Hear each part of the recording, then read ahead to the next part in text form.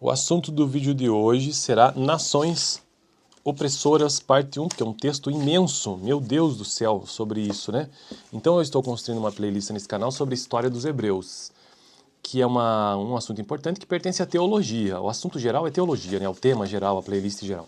Mas a playlist específica é a história dos hebreus. Eu estou ultimamente tratando sobre a era dos juízes de Israel. Inclusive, tem um livro na Bíblia, a Bíblia tem o Antigo e o Novo Testamento, e o Antigo Testamento trata muito, basicamente, sobre a história de Israel, do seu início ao fim.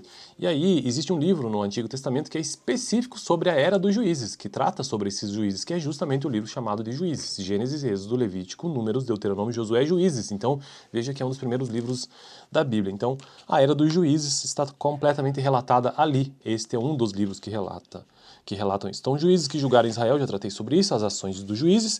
Povos que influenciaram Israel a pecar, foi o assunto que eu tratei no vídeo anterior. E hoje, então, nações opressoras, parte 1, né?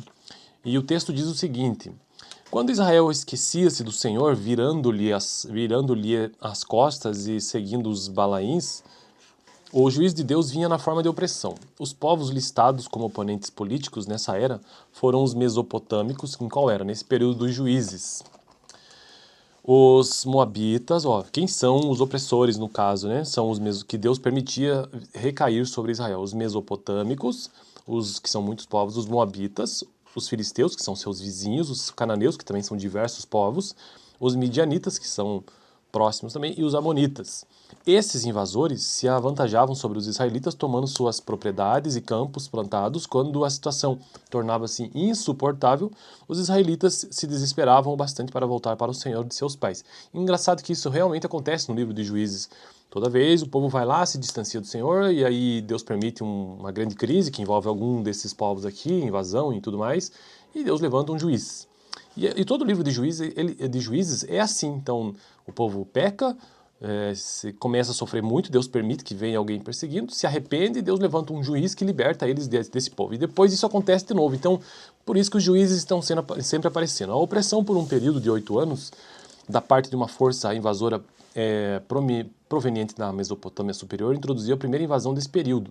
Otoniel, da tribo de Judá, tomou a iniciativa de defender a causa israelita.